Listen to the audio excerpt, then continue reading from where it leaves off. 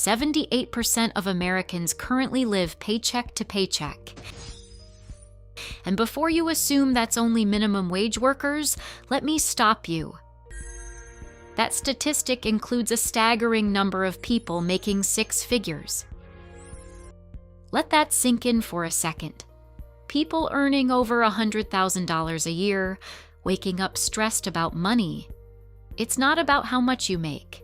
It's about 5 very specific, very destructive financial mistakes.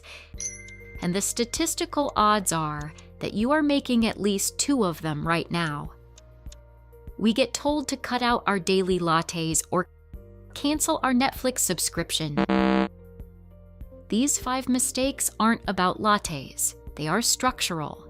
They are invisible systems operating in the background of your life. Hey, I'm Kira. Welcome to MoniFy. By the end of this video, you will understand exactly which of these 5 psychological traps you're falling into.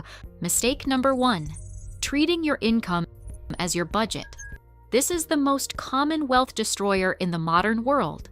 Most people spend whatever they have available in their checking account. The math is tragically simple. Income comes in, and your spending miraculously expands to meet it. This is called Parkinson's Law applied to personal finance, and it is eating your financial future alive.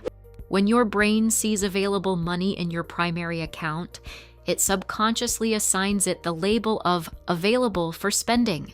You tap your phone, you scan your card, the money is gone before your rational brain can process the transaction. If your entire monthly income sits in one massive account, you are bringing a butter knife to a behavioral science war. You need to artificially constrain your own supply. You need to make yourself feel poorer. If you allow Parkinson's Law to close that gap, your wealth creation potential is mathematically 0. Mistake number 2, saving whatever is left over at the end of the month. Spoiler alert, nothing is ever left over. Saving has to come out first. Before rent, before groceries, before anything. The concept of pay yourself first is not just a motivational poster, it is a mathematical mechanism. I want you to think about your current financial setup. Does a specific percentage of your money leave the day you get paid? If the answer is no, that is mistake number 2. You make roughly 35,000 decisions a day. By 8 p.m., your cognitive load is maxed out.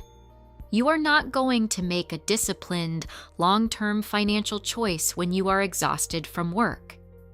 That's why automation is the ultimate financial cheat code. You make the correct decision exactly once, you automate it, and you let the machines do the heavy lifting for the rest of your life. If you are still manually transferring money every month, you are operating like a 19th century factory in a 21st century economy.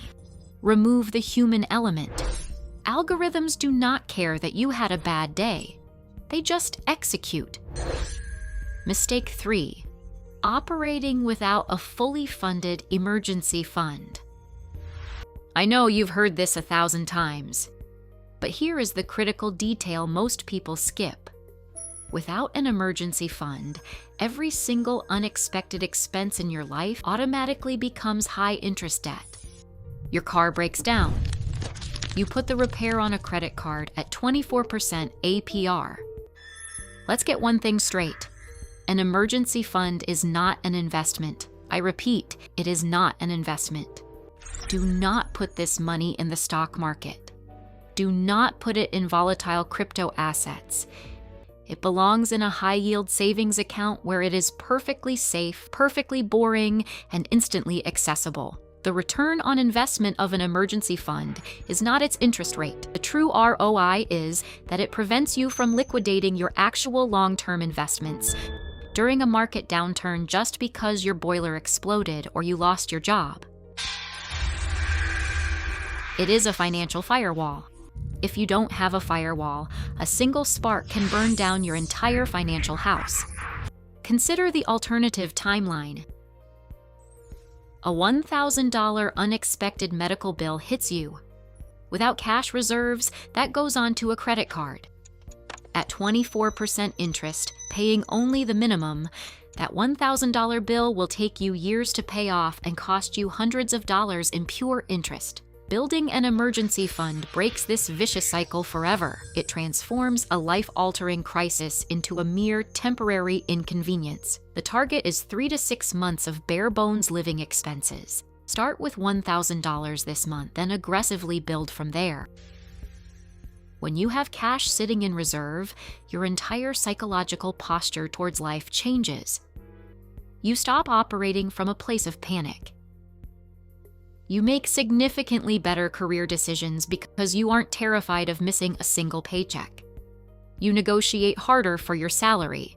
An emergency fund buys you the most valuable asset in the entire world: the ability to say no.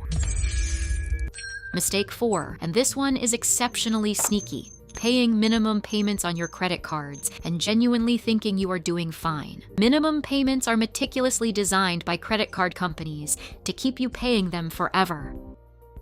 Let's look at the math. On a $5,000 balance at 20% APR, paying only the minimums will cost you roughly $4,200 in interest alone. You are essentially buying nothing twice. This is the modern mathematics of indentured servitude. When you pay only the minimum, the vast majority of your payment is just servicing the interest. The actual principal, the money you actually borrowed to buy things, barely moves at all. Stop looking for the next hot crypto token to save you and start aggressively annihilating your consumer debt. Use the avalanche method, tackling the highest interest rate first, or the snowball method, paying the smallest balance first to build psychological momentum. Just pick a strategy and attack. You must view high-interest debt not as a normal part of modern adulthood, but as a hostile entity actively draining your life force.